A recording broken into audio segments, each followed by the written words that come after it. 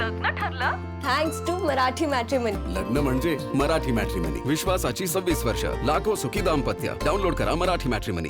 हिंगोली जिल्ह्यातील 2023च्या खरीप पीक विम्यासंदर्भात शेतकरी अजित मगर आणि सत्ताधारी पक्षाचे आमदार राजू उर्फ चंद्रकांत नवघरे यांनी औरंगाबाद खंडपीठात एक याचिका दाखल केली होती आणि ही याचिका जी आहे ते हायकोर्टाचे वकील ॲडव्होकेट संभाजी टोंपे यांनी काम पाहिलं आणि त्याबाबत जे आहे ते काल औरंगाबाद खंडपीठाने एक महत्त्वपूर्ण निर्णय दिला. सरकारविरोधात नाराजी व्यक्त केली. आपल्यासोबत ॲडव्होकेट संभाजी टोंपे आहेत. सर, काय सांगा, 2023 हे सगळं प्रकरण आहे, काल ज्यात सुनावणी झाली आणि हायकोर्टाने जे आहे ते सरकारविरोधात नाराजी व्यक्त केली आहे. प्रधानमंत्री फसल विमा योजनेअंतर्गत केंद्र शासनाने ही स्कीम इंट्रोड्यूस केली होती, ज्याच्यानुसार राज्य शासनाने सुद्धा एक GR काढला आणि त्याच्यानुसार शेतकऱ्यांना पीक विमा मिळण्याबाबतचे काही निकष राज्य शासनाने आणि केंद्र शासनाने तयार केले होते. या GRनुसार HDFC इर्गो ही विमा कंपनी हिंगोली जिल्ह्यासाठी नियुक्त केली गेली. HDFC इर्गोकडे प्रति शेतकरी 1 रुपया आपण त्यावेळेस भरला होता, तसे 5,12,088 एवढ्या शेतकऱ्यांचा अर्ज तिथे आले होते किंवा त्यांचा विमा द्यायला पाहिजे होता. राज्याचा हिस्सा हा 171,37,51,042 आणि केंद्राचा हिस्सा 132,39,58,644 एवढा हिस्सा HDFC इर्गो कंपनीकडे भरण्यात आला आणि टोटल 303,82,21,775 एवढी रक्कम HDFC इर्गोकडे जमा झाली. त्यानुसार संरक्षित रक्कम म्हणजे या रकमेच्या विरुद्ध जर दुष्काळ पडला, जर या निकषामध्ये शेतकरी बसत असतील, आर्द्रता कमी असेल, पिकाचे उत्पन्न कमी असेल आणि त्या वर्षी जर प्रधानमंत्री फसल विमा योजनेचे निकष लागू केले आणि दुष्काळ वगैरे पडला असेल, तर संरक्षित विमा रक्कम HDFC इर्गोने द्यायची. ती संरक्षित विमा रक्कम होती 17,21,22,92,067 रुपये. म्हणजे 17 अब्जचा हा विमा या HDFC इर्गो कंपनीने देय लागत होते. परंतु आणि त्या स्कीममध्ये 25% अग्रिम रक्कम जर का हे दुष्काळग्रस्त परिस्थिती असेल, आर्द्रता कमी असेल, पिकाचे उत्पन्न कमी झाले असेल आणि निकषामध्ये जर तो भाग बसत असेल तर 25% अग्रिम रक्कम ही देय लागत होती. त्यानुसार माननीय त्या तत्कालीन जिल्हाधिकारी हिंगोली यांनी एक नोटिफिकेशन काढलं.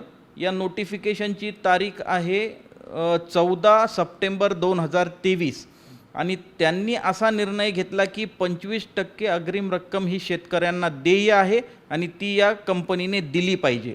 या विरोधात कंपनीची शेतकऱ्यांना पैसे देण्याची नियत नव्हती. वास्तविक त्यांनी राज्याचा हिस्सा, केंद्राचा हिस्सा स्वतःकडे जमा करून घेतला आणि या विरोधात त्यांनी कारण नसताना केंद्र शासनाच्या योजनेनुसार आणि GRनुसार ज्या समित्या बनवण्यात आल्या होत्या त्याच्यामध्ये विभागीय आयुक्तांची एक समिती विभाग स्तरावर होती, तिथे अपील दाखल केलं. या अपीलमध्ये त्यांचे प्रतिनिधी हजर होते. यामध्ये त्यांची सुनावणी घेण्यात आली. त्यामध्ये सुद्धा विभागीय समितीने त्यांचे अपील फेटाळून लावले आणि विभागीय समितीच्या 4च ओळी मी फक्त वाचतो. जिल्हाधिकारी हिंगोली, जिल्हा अधीक्षक कृषी अधिकारी हिंगोली यांचे म्हणणे ग्राह्य धरून हिंगोली जिल्ह्यातील सर्व 30 महसूल मंडळात सोयाबीन, तूर, कापूस या पिकासाठी मिड सीझन ॲडव्हर्सिटी लागू करून 25% अग्रिम रक्कम शेतकऱ्यांना वितरित करण्याचे आदेश HDFC इर्गो इन्शुरन्स विमा कंपनीज देण्यात येत आहेत, असा विभागीय समितीने निर्णय घेतला. यानंतर सुद्धा विभागीय समितीच्या आदेशाविरुद्ध या विमा कंपनीने राज्यस्तरीय समितीकडे अपील दाखल केले. राज्यस्तरीय समितीमध्ये सुद्धा त्याची सुनावणी झाली आणि त्याचा निकाल हा 5 डिसेंबर 2023 रोजी देण्यात आला. ते सुद्धा अपील तिथे फेटाळण्यात आले. म्हणजे जिल्हाधिकाऱ्याचा निर्णय, विभागीय स्तरीय समितीचा निर्णय, राज्यस्तरीय समितीचा निर्णय, हा सर्व निर्णय शेतकऱ्यांच्या बाजूने लागला आणि अग्रिम 25% रक्कम तात्काळ देण्याचे आदेशित करण्यात आले. त्याविरुद्ध या विमा कंपनीने केंद्रस्तरीय समिती जी आहे त्याला आपण टेक्निकल ॲडवायझरी कमिटी म्हणतो, त्या स्कीममध्ये ती समिती दिलेली आहे, तिथे अपील दाखल केले आणि तिथे अचानकपणे राज्य शासनाने त्यांचा स्टँड बदलला.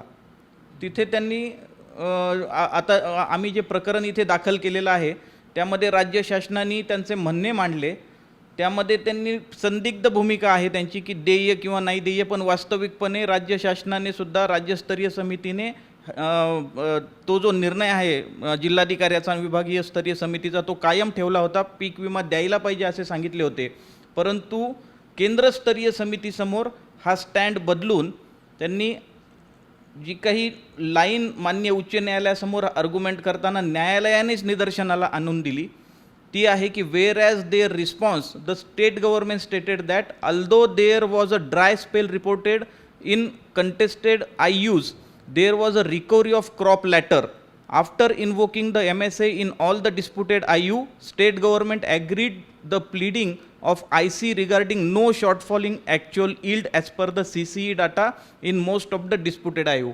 म्हणजे त्यांचं म्हणणं होतं की नंतर हा जो पीक लॉस झाला होता तो नंतर रिकवर झाला आणि त्यामुळे देय नाही.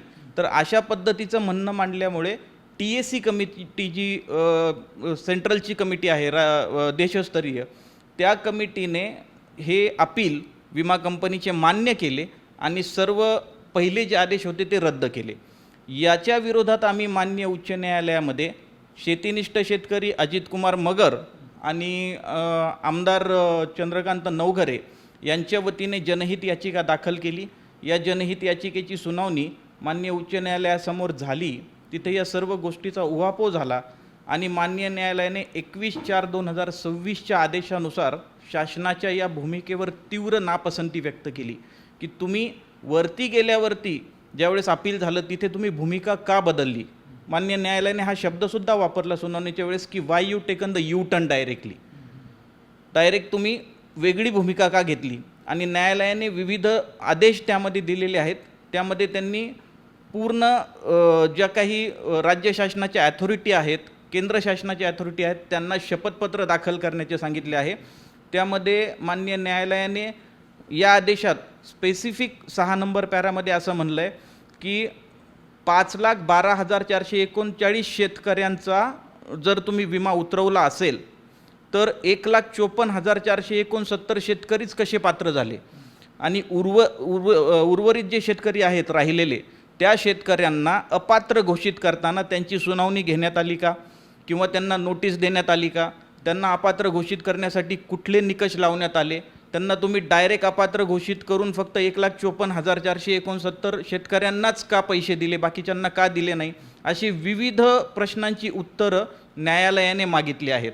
या सर्व रकमेचं काय झालं, ही सर्व रक्कम कुणाकडे आहे आणि अशा प्रकारचे अनेक प्रश्न न्यायालयाने यामध्ये विचारले आहेत. याचं शपथपत्र 8 मेपर्यंत उच्च न्यायालयामध्ये दाखल करण्याचं सांगण्यात आलं आहे आणि याची पुढील सुनावणी आता न्यायालयाला 8 मेपासून सुट्ट्या लागणार आहेत 9 मेपासून, तर पुढील सुनावणी 17 जून रोजी ठेवण्यात आलेली आहे. नक्कीच ही जी ऑर्डर आहे 21/4/2026ची विस्तृत ऑर्डर आहे. त्यामध्ये न्यायालयाने शासनावरती नाराजी व्यक्त केलेली आहे आणि ह्या शपथपत्रामध्ये शासनाला त्यांच्या अधिकाऱ्यांना नेमकी काय प्रोसिजर वापरली, विमा कंपनीला विमा देय असताना सुद्धा तुम्ही त्यांची बाजू का घेतली शेवटी, याच्याबद्दलचा खुलासा करावा लागणार आहे. ज्या पद्धतीने न्यायालयाने आता नाराजी व्यक्त केली, शेतकऱ्यांना दिलासादायक निर्णय पुढच्या काळात मिळेल अशी शक्यता आहे.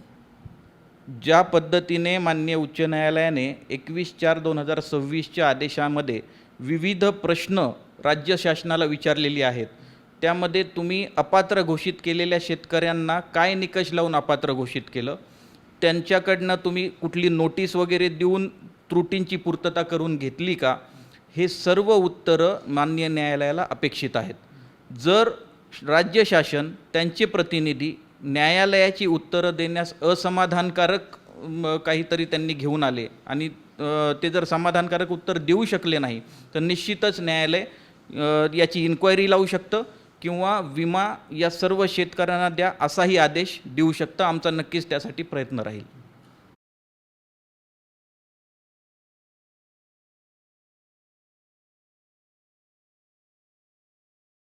हा हिंगोली जिल्ह्यामधील हिंगोली, कळमनुरी, वसमत, औंढा आणि सेनगाव या तालुक्यांपुरता मर्यादित आहे. परंतु तुम्ही म्हणता तसं ही परिस्थिती सगळीकडेच लागू आहे. वास्तविक विमा कंपन्या भरमसाठ पैसा केंद्र शासनाचा हिस्सा, राज्य शासनाचा हिस्सा असा मिळून जमा करतात, पण जेव्हा शेतकऱ्यांना देण्याची वेळ येते त्यावेळेस काहीतरी निकष लावून शेतकरी कसे डावलले जातील, कारण त्यामध्ये भरपूर निकष आहेत, अनेक निकष आहेत. कुठे ना कुठेतरी शेतकरी अपात्रतेमध्ये बसतोच आणि जर द्यायची नियत नसेल तर तो निकष लावला जातो आणि त्या शेतकऱ्याला वगळलं जातं.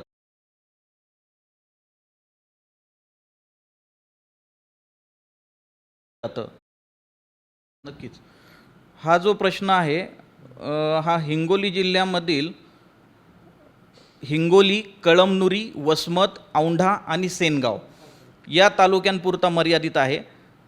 परंतु तुम्ही म्हणता तसं ही परिस्थिती सगळीकडेच लागू आहे. वास्तविक विमा कंपन्या भरमसाठ पैसा केंद्र शासनाचा हिस्सा, राज्य शासनाचा हिस्सा असा मिळून जमा करतात, पण जेव्हा शेतकऱ्यांना देण्याची वेळ येते त्यावेळेस काहीतरी निकष लावून शेतकरी कसे डावलले जातील, कारण त्यामध्ये भरपूर निकष आहेत, अनेक निकष आहेत. कुठे ना कुठेतरी शेतकरी अपात्रतेमध्ये बसतोच आणि जर द्यायची नियत नसेल तर तो निकष लावला जातो आणि त्या शेतकऱ्याला वगळलं जातं, तो भाग वगळला जातो.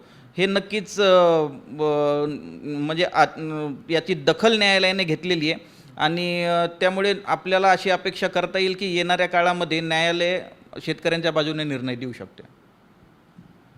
निश्चित आपण बघतो आपल्यासोबत औरंगाबाद खंडपीठाचे वकील ॲडव्होकेट संभाजी टोंपे होते, जे हिंगोली जिल्ह्यातील खरीप पीक विम्यासंदर्भात न्यायालयात आपली भूमिका मांडताना पाहायला मिळतात. आणि न्यायालयाने जे आहे ते झालेल्या सुनावणीत सरकारच्या भूमिकेवर नाराजी व्यक्त केली. त्यामुळे आगामी काळात जे आहे ते शेतकऱ्यासाठी एक समाधानाचा निर्णय लागेल अशी आशासुद्धा त्यांनी व्यक्त केली आहे.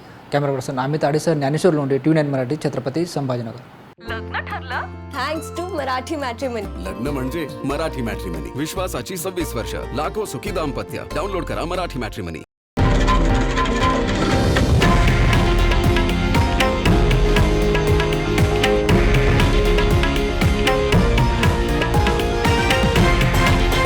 हे आहे देशातील नंबर 1 न्यूज नेटवर्क आणि आपण पाहत आहात TV9 मराठी, एकमेव.